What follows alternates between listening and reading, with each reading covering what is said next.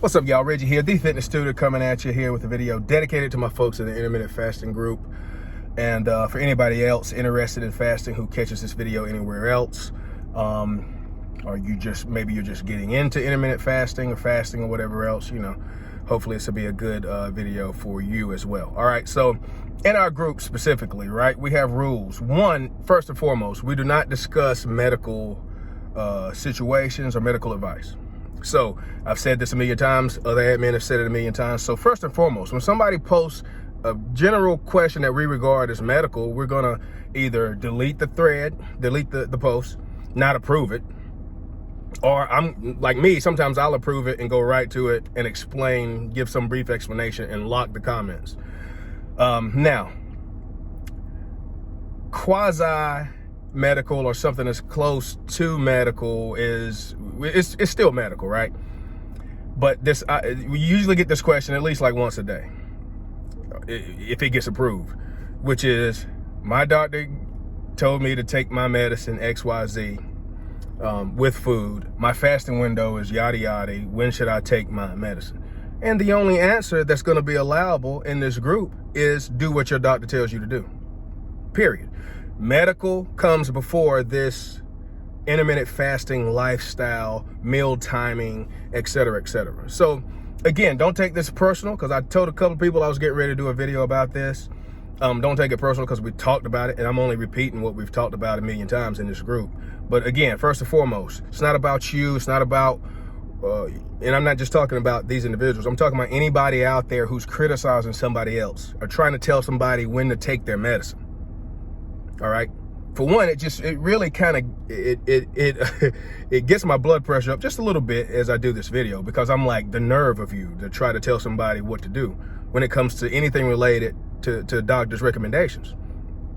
And likewise, I'm wondering why some of y'all I get that your doctor's probably not going to really want to answer or probably know much about intermittent fasting, so you go to the internet. But y'all need to be careful about going to groups and asking about medical advice from a bunch of relatively random people who have no idea, first and foremost, of your medical background and the things that's going on in your life, that your doctor may be the only person who knows and understands in relation to you.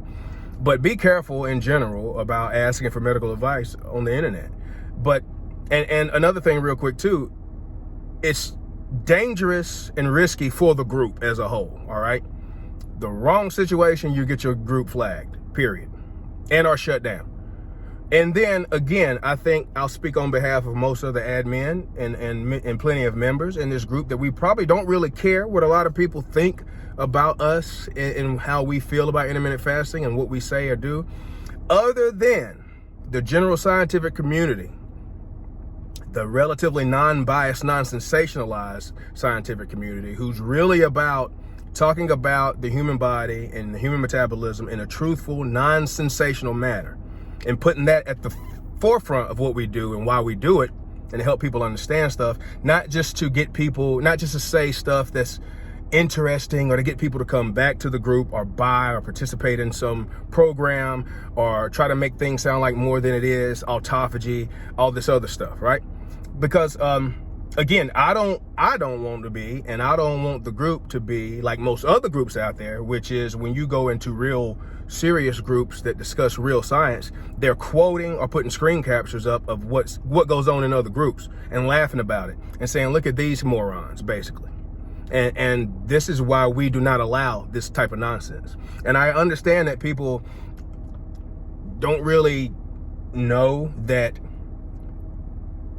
you're appealing to authority is kind of a fallacy, because what you're watching, Dr. Berg, you're watching and listening to what? Dr. Berg, Fung, other people that might have, be showing a six-pack all the time or talking about this, or again, their channel has more bells and whistles, looks different, et cetera, et cetera. So you feel like you have this sense of authority when you speak, but you don't. You just have somebody else's view of intermittent fasting, which is usually skewed to the bias that they're trying to present. Again, with autophagy, for example.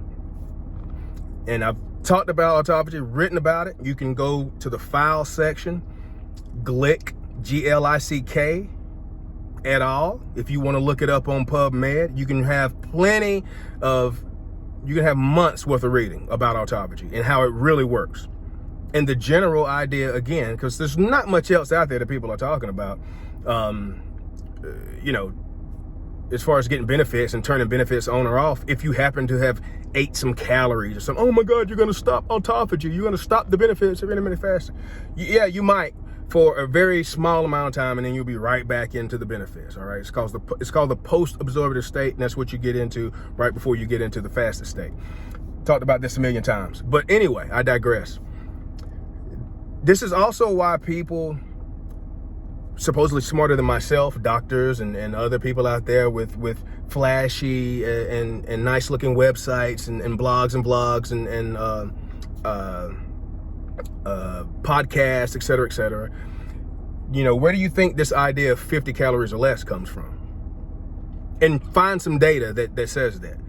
It comes from the idea of a little bit of food being almost like fasting. So if you tell somebody to have a little bit of broth or a few calories or something, you have modified your fast. And another point that I've said before, just call it a modified fast and don't tell anybody. And I say that because I know how people are, and they're going to have something negative to say about you, and it's going to put you in a different mind frame. You go look in any clinical database, PubMed, go look in any journals, and look up modified fast. It's a clinical thing. It's a clinical term. It's well researched, all right? You can modify your fast. You can change your fast a little bit, and you can have roughly almost the same benefits you would have. And this is where other people have blown this section of reality out of proportion, like Gundry. No, not Gundry. I forgot his name. I wrote about him in the file section. Anyway, fast mimicking. What's this guy's name? Anyway, must not be too important if I can't remember, right? But fast mimicking diet, you look that up.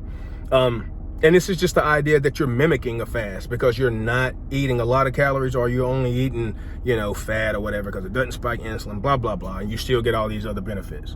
So the idea is out there, but people are taking it, running with it, and blowing it out of proportion to call it something else. But the fact is, a small amount of food is not really going to throw you off of your goal as long as you account for the calories. I mean, 100 calories is 100 calories. 50 calories is 50 calories. You're still breaking a fast. 1 calorie is breaking a fast. If you eat certain things and it says 0 calories on the label, you just broke the fast. You broke the fast when you drank black coffee or unsweetened tea. You broke the fast when you drink water, according to certain fasting principles. And again, if you look up the definition of fast, the definitions of fasting, you can see that there are several interpretations of it. But in general, this idea that you need to be a perfect faster is nonsensical. It's holding people back from achieving their goals. And for one thing, you surely can't let it affect your medical advice. So that's the main part of this video. But you don't need to worry about if you break your fast with a small amount of food or calories, because again, most of the benefits of fasting comes from you controlling your overall nutritional intake and calories, not from being in some superhuman fasting mode and never coming out of it and spiking your autophagy and this other nonsense. I'm not going to stop making this point, but from now on, I will put this video up. And I implore other members and other admin to put this video up to explain why we locked the thread and why we don't address this question much. So anyway, before this gets too long, that's that. Stop giving medical advice. We're not going to be giving people medical advice. Do what your doctor says. And don't be afraid to, quote unquote, modify your fast. Obviously, just don't tell anybody, because they're going to criticize you and try to make you feel some kind of way about it. Prove everybody wrong by achieving your goals. That's what I'm doing. I modify my fast all the time. And I'll already show you here coming up shortly some of my results on the scale. So I'm getting ready to go into the gym here. Fast forward. And, I think you got the point. See y'all later.